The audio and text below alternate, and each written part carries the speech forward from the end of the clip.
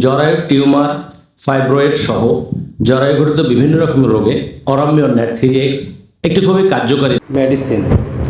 এর প্রধান লক্ষণ জরায়ু শক্ত, ভারী ও পাথরের মতো অনুভূত হওয়া, নিচের দিকে টেনে ধরা। প্রধান ক্রিয়াস্থল জরায়ু, ডিম্বাশয়, সার্ভিক্স। চারিত্রিক লক্ষণ জরায়ু শক্ত ও বড়, নিচের দিকে ভারী অনুভূত, দীর্ঘদিনের সাদাস্রাব, রাতে উপসর্গ বৃদ্ধি, উচ্চ রক্তচাপ। মানসিক অবস্থা গভীর বিষণ্ণতা, একা থাকতে চায়, জীবনের প্রতি হতাশ।